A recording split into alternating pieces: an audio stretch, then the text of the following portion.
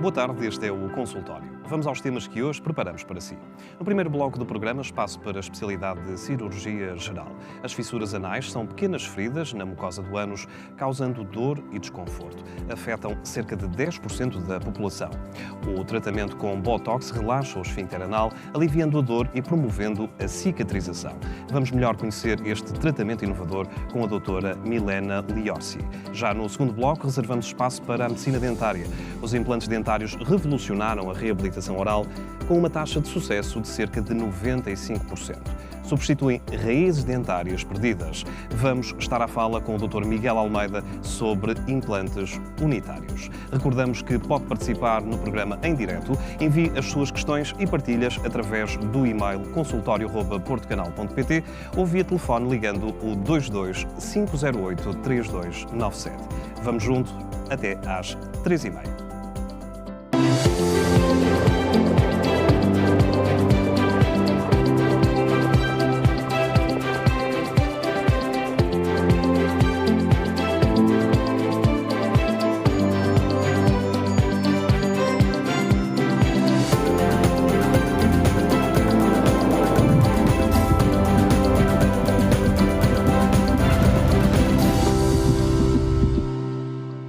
Damos-lhe as boas-vindas ao consultório de terça-feira. As fissuras anais, lesões na mucosa do ânus, afetam cerca de 10% da população. Causam dor e desconforto. O tratamento com Botox tem emergido como alternativa eficaz à cirurgia, relaxando o esfíncter anal e promovendo a cicatrização e o alívio da dor com resultados muito positivos. Este método minimamente invasivo vem demonstrando benefícios significativos no alívio da dor e na recuperação. Mas será que este é um procedimento realmente seguro e eficaz? É isso que vamos melhor ficar a conhecer com a doutora Milena Liorsi em cirurgia geral e proctologia. Está especializada nesta área. Muito bem-vinda, é um gosto voltar a contar consigo no consultório. É um tema para muitos ainda tabu, ainda desconhecido, mas importa falar sobre as patologias proctológicas, em particular estas fissuras anais que causam uma perda de qualidade de vida às pessoas. Boa tarde, obrigada pelo convite. É muito gosto estar aqui. Pronto, a fissura anal é um problema muito sério, porque as pessoas, isso gera um incômodo muito grande. E, na verdade, das patologias anorretais em proctologia, é a doença que mais causa dor. As pessoas falam muito das hemorroidas como sendo a hemorroida o problema maior, mas a fissura anal ela causa muito mais dor e muito mais constrangimento para as pessoas que têm. Então, e para quem não conhece, do que é que falamos quando falamos então de uma fissura anal? Esta expressão fissura retrata na precisão aquilo que acontece na zona do ânus e do reto? É exatamente um corte. Então, a fissura anal é um corte, um pequeno cortezinho na mucosa, e ela pode ser uma fissura aguda, que é uma fissura que acabou de acontecer e normalmente cicatriza muito mais fácil, como ela pode virar uma fissura crônica. E essas fissuras crônicas é que nós falamos que são mais complicadas, que demoram mais para cicatrizar e são essas em que temos outros tratamentos. E então, um desses tratamentos, que agora tem estado nas bocas do mundo, passa pelo tratamento com Botox. Do que é que falamos, em primeiro lugar, quando falamos em Botox? Porque muita gente fala de Botox, mas não sabe, na realidade, do que é que às vezes está a falar. Então, o Botox, ele é a toxina botulínica, né? E quando a gente fala Botox, é uma marca desse tipo de toxina. Nós temos várias toxinas botulínicas disponíveis e, claro, ficou muito famoso em função da medicina estética. Mas ela não tem só função em medicina estética. E o que essa toxina causa é um relaxamento da musculatura. Por isso que ela melhora as ruguinhas na face para a medicina estética. Mas ela pode ser usada para outras questões. E principalmente na fissura anal, e eu vou explicar exatamente por que relaxar a musculatura faz sentido. Muita gente sabe que a alimentação é a chave, muitas vezes, para termos um trato digestivo saudável, mas muitos esquecem-se que, no final desse trato digestivo, também devem existir preocupações, nomeadamente com a alimentação e com os cuidados, imagino eu, de higiene e de também algum tipo de disciplina corporal, porque o exercício também pode ser muito benéfico. Vamos então olhar, antes mesmo do Botox, esta etiqueta que deve existir com o nosso trato digestivo, em particular com a zona anorretal. Primeiro, isso tudo tem a ver com a causa. Então, quando a gente fala dessa questão alimentar, os seus cuidados de higiene, isso tudo está relacionado com o que vai desencadear o problema. Então, a pessoa que tem uma boa alimentação, tem um bom ritmo intestinal, pratica atividade física, tem uma boa higiene local, tem menos chance de desenvolver uma fissura aguda. E essa fissura aguda se tornar um problema crônico, ok? Então, por isso que é tão importante. E às vezes a pessoa está numa fissura crônica e ela não consegue cicatrizar exatamente porque ela não consegue melhorar o intestino, por uma má alimentação, por alimentos mais irritativos, que também pioram a cicatrização. Isso tudo também tem que ser melhorado. O uso excessivo do papel higiênico na hora da higienização, isso piora uma ferida. Tem que lembrar que aquilo é uma ferida. Né? Então, a pessoa tem que ter certos cuidados. Estando nós a falar de mucosas, os cuidados têm que ser muito específicos. O papel higiênico é, de facto, um não aliado na higiene. A higiene deve ser feita de uma ou outra forma? Exato. O ideal, na verdade, o ideal é para todas as pessoas. O ideal é que as pessoas lavem. Não é? Inclusive, eu falo muito no meu consultório da questão do bidê, as pessoas tirarem o bidê, não usarem mais para lavar. E o ideal é essa higiene ser feita dessa forma. Para quem está em tratamento de uma fissura, aí não tem hipótese. Tem mesmo que tirar o papel e fazer uma higiene de outra forma. E como é que se consegue identificar, sendo paciente, que existe uma situação de fissura? As dores são distintas de um quadro de hemorroidas ou nenhum outro quadro anorretal? É muito difícil. E o que acontece muito, mas muito, são as pessoas acharem que tem uma hemorroida, até porque a hemorroida é mais comum, as pessoas conhecem muito mais o problema, e quando vão ao médico, e eu olho, o médico olha e diz, não, na verdade não tem uma hemorroida, o que tem é uma fissura. Por quê? Os sintomas são muito parecidos. Parecidos, pelo menos, de uma forma geral. Em termos de dor, como eu disse, a dor é o principal sintoma da fissura anal e associado a sangramento. E isso também pode dar nas hemorroidas. Então, só pelos sintomas a pessoa não tem como saber. E como é que a medicina, através dos exames de diagnóstico, pode ajudar nesta identificação? Que exames é que estão disponíveis para que possamos eficazmente identificar este problema? É engraçado, não é? A gente pensa em exames mirabolantes para fazer esse diagnóstico. Sabe qual é o melhor exame? É o olho do médico. Tá? É com esse exame que nós fazemos o diagnóstico. O exame físico é olhar. Isso é muito importante. Então, no exame proctológico, que é simplesmente olhar, inspeção, ver que tem ali uma ferida. E o aspecto de uma ferida é completamente diferente do aspecto de uma hemorroida. Muito bem. Então, tá feito. Então agora mergulhamos no Botox, nesta toxina botulínica. A expressão toxina provavelmente leva-nos a associar sempre a marca mais do que propriamente a designação científica. Então ela ajuda neste relaxamento que vai então funcionar de que forma? Ou seja, vamos ter uma melhora já numa situação de fissura, mas pode funcionar também profilaticamente, como prevenção? Até pode, mas normalmente a gente não utiliza como prevenção. O que acontece na fissura crônica é o seguinte, a pessoa tem uma ferida e aquela musculatura que está em volta, ela contrai. E ela contrai porque tem muita dor. Como eu disse, tem muita dor envolvida.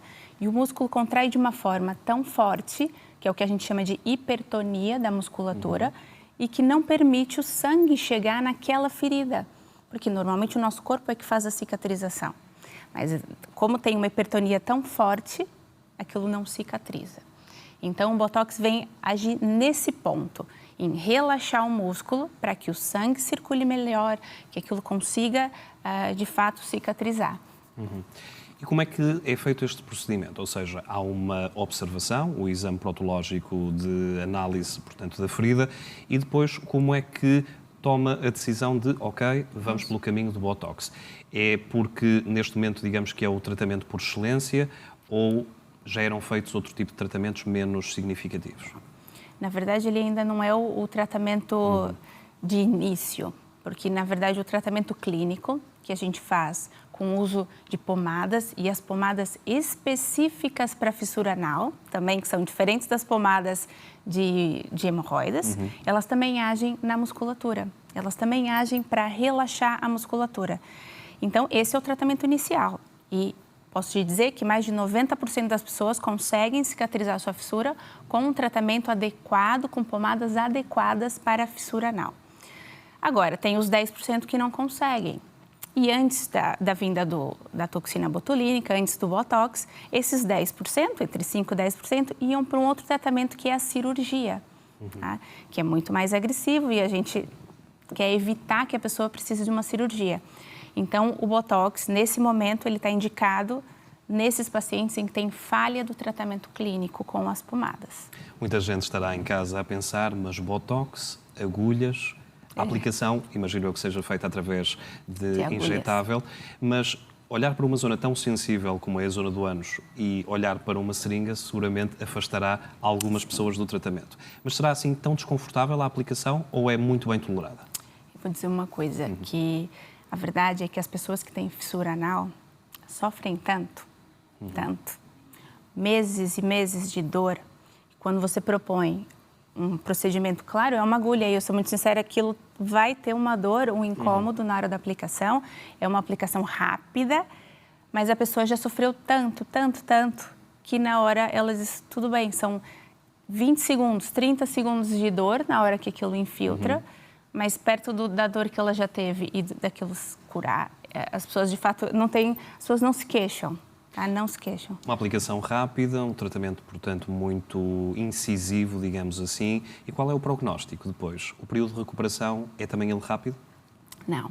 Fissura anal não cura rápido, porque nós estamos a falar de fissuras crônicas. Então, elas também demoraram tempo a se instalar. E mesmo com o Botox ainda tem uma questão que ele demora um tempo para agir. Então, ele não é uma aplicação imediata e logo já relaxa a musculatura. Então, o Botox ele tem um efeito que ele vai começar máximo em torno de 10 a 15 dias e ele dura em torno de 4 meses. Tá? Então, nessas primeiras 2 semanas, a gente quase não tem o efeito do Botox. Então, tem que aguardar esse efeito até o relaxamento e aí mais algumas semanas para a cicatrização. Então, demora ainda algumas semanas para cicatrizar. Este é um procedimento que podemos dizer ser acessível para quem o procura ou estamos a falar ainda de um procedimento com valores elevados? Ainda é um procedimento com valores elevados, sim, considero elevado. Comparativamente a uma cirurgia, não. Tá? Se pensar que a pessoa vai deixar de fazer uma cirurgia para fazer, ainda é mais barato do que uma cirurgia. Mas é elevado, principalmente pelo custo que tem a toxina. Esse é um produto ainda muito caro. Quando muitas pessoas recorrem à sua clínica e ao contacto consigo, nota ainda existir algum prurido em poder falar sobre o tema? Há alguma vergonha em expor o problema? Como é que se contorna? Como é que se quebra esse muro, essa barreira de gelo entre o paciente e o especialista? Olha, isso é um problema da especialidade, não é? Eu acho que quando a gente trata dessa zona que é muito sensível, as pessoas têm, sim, muito receio, é normal. Mas a gente tratando as coisas com naturalidade, a pessoa percebendo que pode confiar no seu médico e contar absolutamente tudo aquilo que precisa ser falado para ter um melhor tratamento. Eu acho que a partir do momento que a gente age com naturalidade, você vê que é uma outra zona do corpo como qualquer outra. Como qualquer outra, não é? Para mim, não é? Sim. Claro que para as pessoas isso tem ainda uma certa barreira, mas que eu acho que tem que ser vencida e se falando sobre o assunto, vai ficando cada vez mais normalizando a situação para que as pessoas procurem ajuda. Porque as pessoas sofrem muito tempo com isso, exatamente por essa questão. Muitas questões que às vezes se levantam quando o tema são problemas do foro retal e anal prendem-se com a etiqueta que já falamos, mas também com o cuidado que temos com o nosso corpo através da atividade física e também não passar demasiado tempo sentados, que é muito difícil em profissões como a nossa, por exemplo. Mas aquilo que lhe pergunto é, como é que se pode então contornar este demasiado tempo que passamos sentados para prevenir este tipo de patologias anorretais, nomeadamente hemorroidas, se calhar com maior expressão? Sim, hemorroidas acabam por piorar mais por ficar sentado, principalmente para quem já os tem. A verdade é que mesmo as pessoas que têm trabalhos que necessitam de ficar muito tempo sentado, a gente sempre pode se policiar para cada 2 horas levantar e fazer alguma caminhada e praticar um certo desporto ou alguma caminhada, atividade física ao longo do seu dia já compensa. Tá? Então, não é... Eu acho que a pessoa que fica todo dia sentada, aí sim pode gerar um problema. Mas se ela conseguir compensar com uma atividade física ou com se mover de qualquer outra forma, já resolve o problema. Na introdução do tema falamos sobre o exemplo português, em termos de prevalência.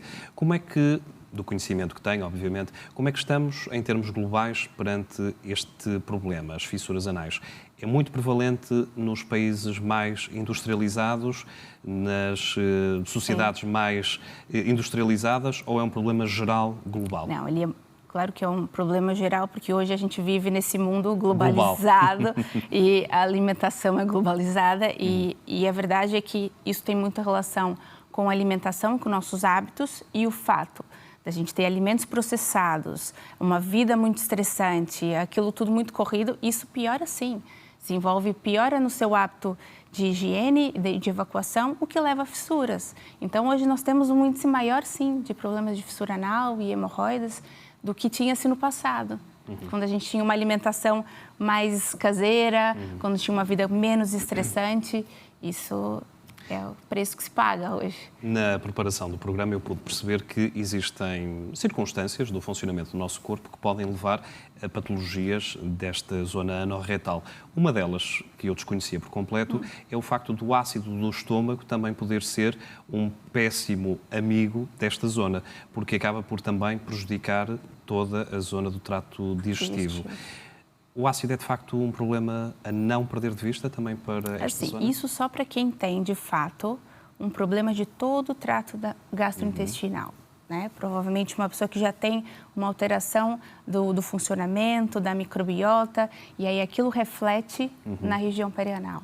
Pessoas provavelmente com doença de refluxo, não é? Mais pronunciada. Sim, mas se ela tiver só a doença do refluxo, provavelmente aquilo pode não influenciar no resto. Mas é normal que as pessoas que têm algum problema gastrointestinal tenham outros também. Isso é um problema que acaba se tornando muito geral. Muito geral. Fissuras não surgem apenas com fezes mais duras. Fezes mais moles, diarreias, também podem ser um fator a proporcionar fissuras. É uma das causas é a diarreia. Aí é muito comum, às vezes a pessoa faz um tratamento com antibióticos, por exemplo, por um dente, qualquer situação, o antibiótico leva a diarreia e a diarreia leva à fissura. Né? Então, a diarreia é uma das causas, porque as fezes saem muito rápidas, com também uma consistência completamente diferente, e isso leva também às pequenas fissuras.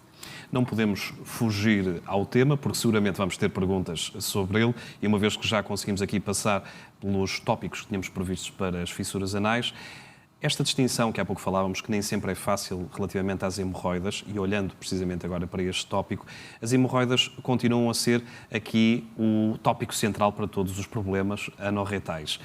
Continuamos, de facto, a focar muita atenção na problemática das hemorroidas, aplicando às vezes pomadas e supositórios que não são indicados às vezes para a patologia que existe na realidade? Sim, e às vezes o fato das pessoas saberem tanto sobre as hemorroidas é muito frequente. Uma pessoa que tem fissura anal, quando chega à consulta, ela já usou todas as pomadas de hemorroida possível.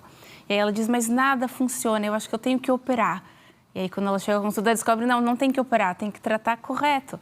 E todas aquelas pomadas que utilizou, comprimidos que utilizou para a hemorroida, e não tinha nada a ver, não precisava utilizar aquelas medicações. Então, essa automedicação, eu sei que tem a ver com a vergonha, a pessoa não quer procurar o médico, mas acaba perdendo tempo, gasta-se imenso em pomadas e não resolve, não é? Ao invés de tratar diretamente aquele problema. Olhando para um cenário que seguramente já teve nas suas consultas, de um paciente que tem hemorroidas em diferentes graus e também fissuras. Como é que o tratamento articulado funciona neste caso? Porque imagino que seja também um grande desafio, não é? Também, e acontece. E acontece muito das pessoas terem os dois. Agora, aí vai depender muito da queixa e de como está no exame clínico. Geralmente a fissura é o problema inicial da questão da dor. Como eu falei, a dor está muito associada à fissura anal, não tanto às hemorroidas. Então, geralmente, a gente começa com o tratamento da fissura anal, percebe se a pessoa cicatriza aquela fissura, se persistir algum sintoma, é porque ainda tem alguma queixa das hemorroidas. E aí se trata, sim, as hemorroidas. Conseguimos traçar uma faixa etária mais prevalente desta problemática das fissuras anais ou desde a infância que isto pode ter lugar? Isso pode acontecer todas as idades, absolutamente todas. Claro que hoje a gente vê muito frequente em jovens, tá? Tem muita relação com os jovens, mas isso está relacionado com a alimentação. Uma alimentação cada vez mais processada. Voltamos a esse busilis da questão. Como é que se pode sensibilizar a população e os mais jovens para ter hábitos de alimentação que depois acabam por beneficiar não apenas a silhueta, mas também tudo o resto, não é? Porque muitas vezes pensa-se só na silhueta, mas o resto fica esquecido, não é? Claro, mas e uma vez que uma pessoa tem uma fissura anal, ela começa a valorizar.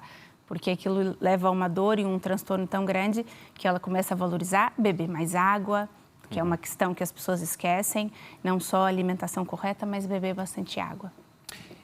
Temos também aqui uma outra particularidade que tem que ver com a forma como esta problemática, nomeadamente com o tratamento inovador do Botox, está a ser encarada não apenas pelo privado, mas também pelos serviços públicos. Já é uma aposta dos serviços públicos de saúde ou ainda está muito arredada dessa realidade? Olhando para o caso português, obviamente. Sim, ele já existe, não é? Mas ainda é muito pouco do que deveria. Ainda é necessário mais investimento para que tenha essa possibilidade em todos os serviços do SNS. E relativamente àquilo que é a procura, tem conseguido perceber que as pessoas já a procuram para especificamente este tipo de tratamento ou ainda existe pouca literacia relativamente à aplicação de Botox na questão das fissuras anais? As coisas começam a acontecer, não é? Assim, hoje nós temos já um bocadinho mais de informação, então as pessoas pesquisam, entendem um pouquinho mais do assunto e começam a entender que existem outras alternativas, mas ainda é muito pouco. Tá? A maioria não desconhece e muitas vezes quando a gente fala em Botox ainda levam aquele susto de entender se isso de fato serve para a fissura e então ainda existe essa situação que as pessoas não conhecem. Tratamento feito, pode existir depois do tratamento com Botox uma reincidência ou é menos provável? É menos provável se a pessoa estiver atenta às causas. Então, por isso que é importante a pessoa perceber por que ela teve aquela fissura. Se foi relacionada a uma diarreia específica e aquele evento não vai mais acontecer, provavelmente ela não vai ter outra fissura. Agora, se ela persistir com uma dieta inadequada, continuar obstipada, provavelmente ela pode ter, sim, outra fissura. Então, ela precisa também tratar a causa para não ter a reincidência. E como não há bela sem senão, efeitos colaterais existem e quais é que são os mais prováveis? Não querendo, obviamente, assustar quem nos vê, mas sim, porque temos que ter em conta, não é? Tudo existe. E, na verdade, quando a gente fala em qualquer procedimento, a gente tem que sempre colocar numa balança os prós e os contras. Os efeitos colaterais do Botox na região anal são muito poucos, tá? Existe aquele medo da pessoa achar que o esfíncter vai ficar muito relaxado e que ela vai ter um grau de incontinência, que pode acontecer de uma forma bem ligeira, como às vezes uma incontinência às vezes para gases ou uma coisa transitória, tá? E lembrar que é tudo transitório, porque esses efeitos de incontinência podem acontecer às vezes num caso de cirurgia de uma forma permanente. Então, a grande vantagem do Botox é que, mesmo se ele te causar algum efeito colateral, é transitório, vai passar. Porque a toxina não age permanentemente, ela vai embora. Então, os efeitos também. Uma das questões que foi saltando à vista quando fui estudando um pouco sobre este tema é o facto de muita gente se queixar que os gases intestinais também ajudam a piorar o quadro, ou seja, pelo menos em termos de sintomas e de dor. Como é que se pode também contribuir para a redução destes gases que, numa situação de fissura ou de maior pressão na zona do ânus, acabam por ser mais um fator de dor? Porque a fissura está muito relacionada com como funciona o seu intestino. E é muito frequente as pessoas que têm fissura terem alterações intestinais relacionadas à produção excessiva de gases, a essa questão de não ter um intestino tão regular, ter diarreia e depois obstipação. Então, está tudo associado. Então, claro que o fato dos gases saírem também vai levar à dor. E isso tem a ver com a alimentação. E aquilo é tentar regular o seu intestino da melhor forma para prevenir esses sintomas também durante o tratamento. Muito bem, doutora, foi um gosto contar consigo nesta edição do consultório e falar sobre este tema inovador e tão importante para a qualidade de vida de quem nos vê. Muito obrigado e até à próxima. Obrigada. Até à próxima. No consultório vai poder assistir na próxima parte também às questões relacionadas com esta área funcional de cirurgia geral e também relacionadas com protologia. Despedimos da doutora, mas na realidade ela vai continuar connosco já a seguir para as perguntas que temos para si. Porto Canal, consultório@portocanal.pt, sim é que está correto, ou 22 508 3297. Regresse connosco, voltamos já a seguir. Até já.